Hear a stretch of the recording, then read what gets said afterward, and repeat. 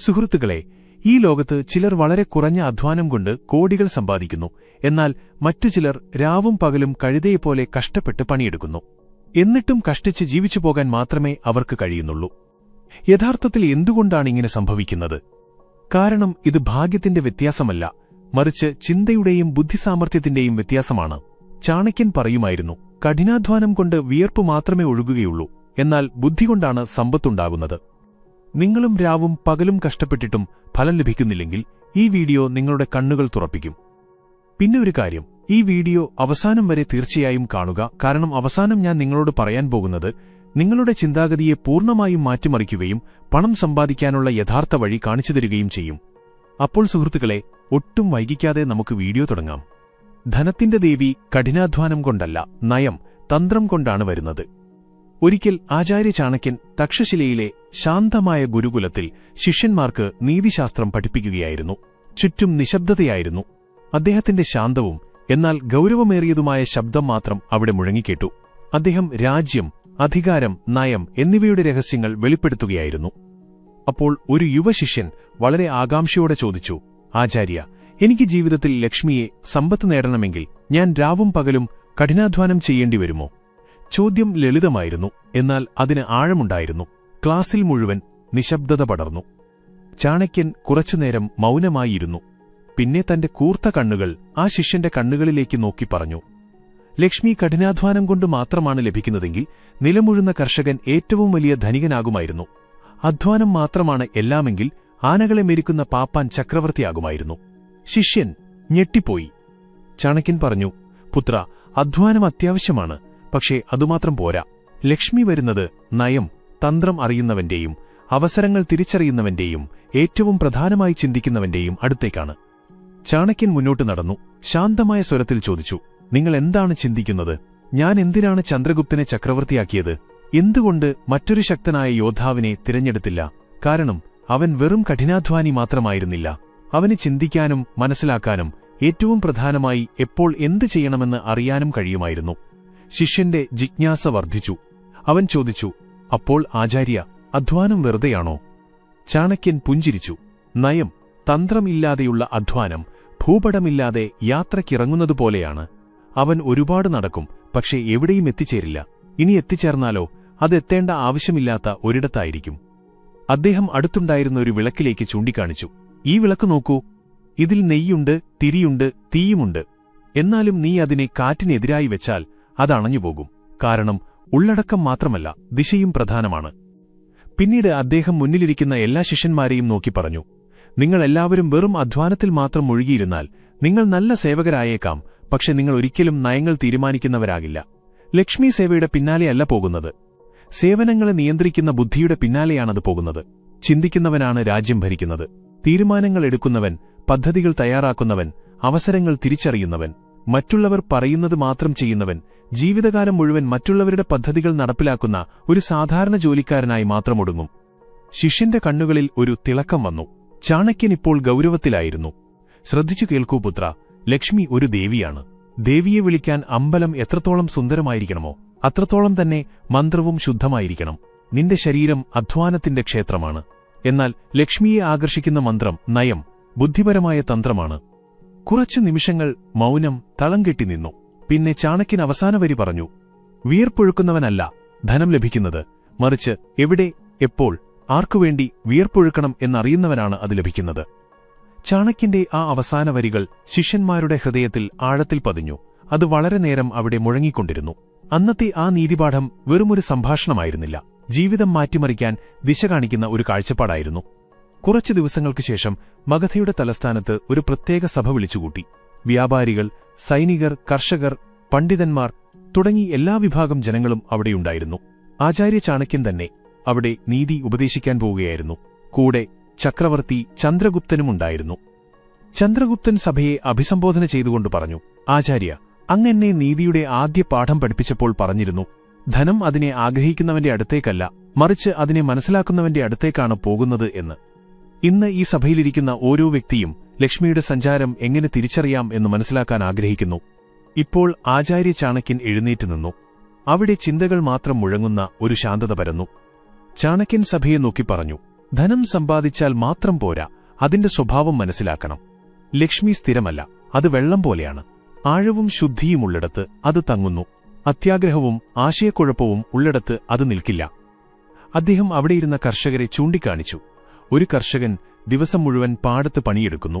എന്നാൽ ഏത് വിള എപ്പോൾ വിതയ്ക്കണമെന്ന് അവനറിയില്ലെങ്കിൽ അവന്റെ അധ്വാനം വെറുതെയാകും.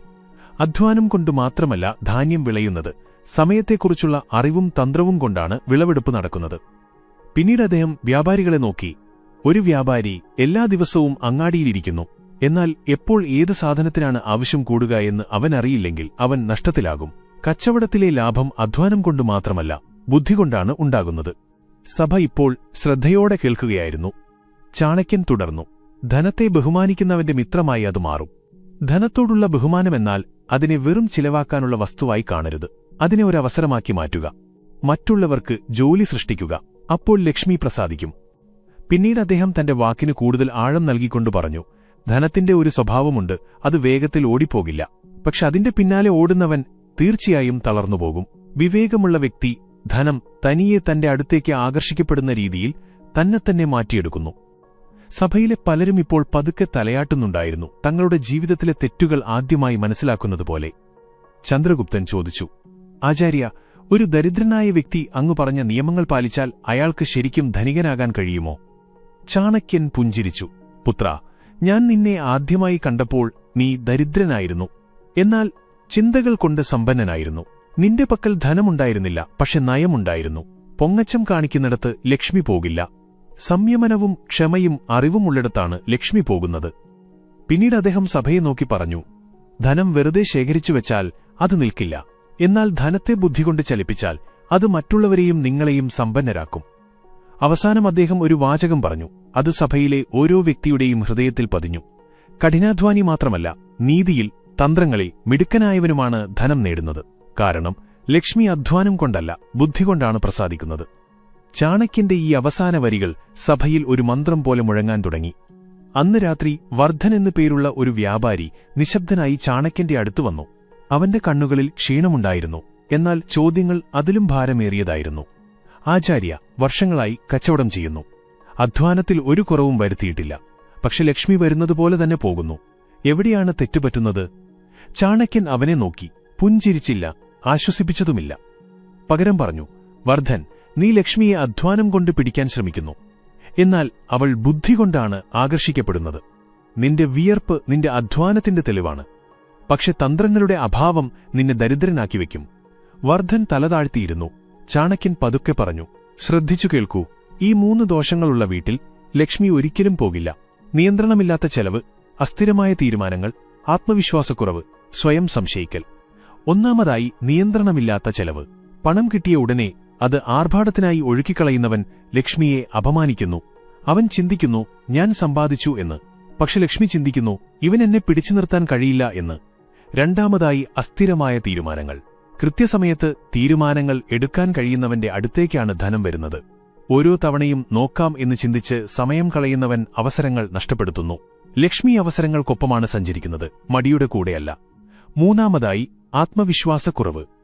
എനിക്ക് എങ്ങനെ ധനികനാകാൻ കഴിയും, എന്റെ വിധിയിൽ അതില്ല എന്ന് സ്വയം ചെറുതായി കാണുന്നവൻ ലക്ഷ്മിയുടെ വാതിലിന് മുന്നിൽ നിന്ന് തന്നെ തിരിച്ചുപോകുന്നു. ധനം ഏറ്റവും കൂടുതൽ ഭയപ്പെടുന്നത് ധൈര്യമില്ലായ്മയെയാണ്. വർദ്ധന്റെ കണ്ണുകളിൽ ഇപ്പോൾ ഒരു തിളക്കമുണ്ടായിരുന്നു. ചാണക്യൻ തുടർന്നു, ഇനി എന്തു ചെയ്യണമെന്ന് കേൾക്കൂ. ഓരോ ദിവസത്തിന്റെയും അവസാനം നിന്റെ പണത്തിന്റെ കണക്കുകൾ പരിശോധിക്കുക. നിന്റെ പണം എങ്ങോട്ടാണ് പോകുന്നത്, എന്തിനാണ് പോകുന്നത്, ഇത് അറിയുന്നതാണ് ആദ്യത്തെ നിയന്ത്രണം. ലാഭവും അത്യാഗ്രഹവും തമ്മിലുള്ള വ്യത്യാസം മനസ്സിലാക്കുക. ചിലപ്പോൾ ഒരു കച്ചവടം വലുതാണെന്ന് തോന്നും. പക്ഷെ അതിന്റെ ഫലം ധനമായിരിക്കില്ല, നാശമായിരിക്കും. ഓരോ തവണയും ലാഭം മാത്രം നോക്കുന്നവൻ നീതിയെ നഷ്ടപ്പെടുത്തുന്നു. ലക്ഷ്മി അവനെ തിരിച്ചറിയില്ല. നിന്റെ സമയത്തെ ദാനം ചെയ്യരുത്. ഓരോ നിമിഷവും ഒരു നാണയമാണ്. സമയത്തിന്റെ വില മനസ്സിലാക്കിയവൻ ലക്ഷ്മിയുടെ വേരുകൾ കണ്ടെത്തി. ഇപ്പോൾ അവിടെ നിശബ്ദതയായിരുന്നു. പക്ഷെ അത് ശാന്തതയുടെ മൗനമായിരുന്നില്ല, ഉള്ളിൽ നിന്നുള്ള മാറ്റത്തിന്റെ മൗനമായിരുന്നു. ചാണക്യൻ അവസാനം പറഞ്ഞു, ധനത്തിന്റെ ദേവിക്ക് സ്വർണമാല ആവശ്യമില്ല. അവർക്ക് വേണ്ടത് സ്ഥിരതയുള്ള ഒരു മനസ്സും തന്ത്രങ്ങൾ നിറഞ്ഞ ഒരു ബുദ്ധിയുമാണ്. അതിനു മാത്രമേ അവളെ തടഞ്ഞു നിർത്താൻ കഴിയൂ. വർദ്ധൻ തലകുനിച്ചു വണങ്ങി. അന്ന് അവൻ വെറും ധനത്തെ തേടിയുള്ള യാത്ര ഉപേക്ഷിച്ച് ബുദ്ധിയുടെ യാത്ര ആരംഭിച്ചു. സുഹൃത്തുക്കളെ, നിങ്ങൾ ഈ വീഡിയോ ഇതുവരെ കണ്ടിട്ടുണ്ടെങ്കിൽ വിശ്വസിക്കൂ, നിങ്ങൾ ശരിക്കും പണക്കാരനാകാൻ യോഗ്യനാണ്. ജീവിതത്തിൽ വലിയ കാര്യങ്ങൾ ചെയ്യാനുള്ള ഒരു ആഗ്രഹം തീർച്ചയായും നിങ്ങളുടെ ഉള്ളിലുണ്ട്. എല്ലാവരിലുമില്ലാത്ത ആ ക്ഷമയും നിങ്ങൾക്കുണ്ട്. ഇനി ഞാൻ പറയാൻ പോകുന്നത് ചാണക്യന്റെ ഏറ്റവും ശക്തമായ ധനനയമാണ് മണി സ്ട്രാറ്റജി. ഇത് നിങ്ങളുടെ ചിന്താഗതിയെ മാറ്റുകയും ധനവും ലക്ഷ്മിയും തനിയെ നിങ്ങളിലേക്ക് വരുന്ന രീതിയിലാക്കുകയും ചെയ്യും. അധ്വാനം കുറച്ച് ബുദ്ധി കൂടുതൽ. അതുകൊണ്ട് അവസാനം വരെ തീർച്ചയായും കാണുക, കാരണം യഥാർത്ഥ രഹസ്യം ഇപ്പോഴാണ് തുടങ്ങുന്നത്. വെറും അധ്വാനം ചെയ്യുന്നവൻ രഥത്തിന്റെ ചക്രം വലിക്കുന്നു, എന്നാൽ ചിന്തിക്കുന്നവൻ രഥത്തിൽ സഞ്ചരിക്കുന്നു. ആചാര്യ ചാണക്യൻ പറയുന്നു, ധനം അധ്വാനം കൊണ്ടല്ല, തന്ത്രം, നയം കൊണ്ടാണ് വരുന്നത്.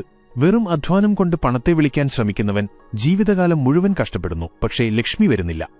ഒന്നാമത്തെ നയം, ലക്ഷ്മി ബുദ്ധിയുടെ ദാസിയാണ്, അധ്വാനത്തിന്റെ അല്ല. ചാണക്യൻ പറയുന്നു, സ്വന്തം ബുദ്ധികൊണ്ട് തീരുമാനങ്ങൾ എടുക്കുന്നവന്റെ അടുത്തേക്കാണ് ലക്ഷ്മി പോകുന്നത്. എപ്പോൾ, ആർക്കുവേണ്ടി, എത്രത്തോളം അധ്വാനിക്കണം എന്ന് അവനറിയാം. വെറും പണിയെടുക്കുന്നതുകൊണ്ട് ലക്ഷ്മി വരില്ല. ബുദ്ധികൊണ്ട് അധ്വാനത്തിന് ദിശ നൽകുക, അപ്പോഴേ അത് ഫലം നൽകൂ. രണ്ടാമത്തെ നയം, ധനത്തെ പിടിക്കുന്നതിനു മുമ്പ് സ്വയം നിയന്ത്രിക്കുക. ചാണക്യൻ പറയുന്നു, പണത്തിനും സമ്പത്തിനും മുമ്പ് വേണ്ടത് സംയമനവും നല്ല സ്വഭാവവുമാണ്. പണം വരുന്നതിനു മുമ്പ് തന്നെ നിയന്ത്രണം വിടുന്നവന് പണത്തെ സ്ഥിരമായി നിലനിർത്താൻ കഴിയില്ല. ആത്മനിയന്ത്രണം ഉള്ളിടത്തു മാത്രമേ ലക്ഷ്മി നിൽക്കൂ. മൂന്നാമത്തെ നയം, പണം ചിലവാക്കുന്ന രീതി അത് സമ്പാദിക്കുന്നതിനേക്കാൾ പ്രധാനമാണ്. ചാണക്യൻ പറയുന്നു, പണം സമ്പാദിക്കുന്നത് ഒരു കലയാണ്, എന്നാൽ അത് സൂക്ഷിക്കുന്നതും വളർത്തുന്നതും ഒരു തന്ത്രമാണ്, നയമാണ്. തോന്നിയ പോലെ ചിലവാക്കുന്നവൻ ധനത്തെ അപമാനിക്കുന്നു. ബഹുമാനം ലഭിക്കാത്തപ്പോൾ ലക്ഷ്മി അവിടെ നിന്ന് ഓടിപ്പോകും. നാലാമത്തെ നയം, സമയം പണത്തേക്കാൾ വിലപ്പെട്ടതാണ്. ചാണക്യൻ പറയുന്നു, സമയം വെറുതെ കളഞ്ഞവൻ ലക്ഷക്കണക്കിന് സ്വർണ്ണ നാണയങ്ങളാണ് നഷ്ടപ്പെടുത്തിയത്.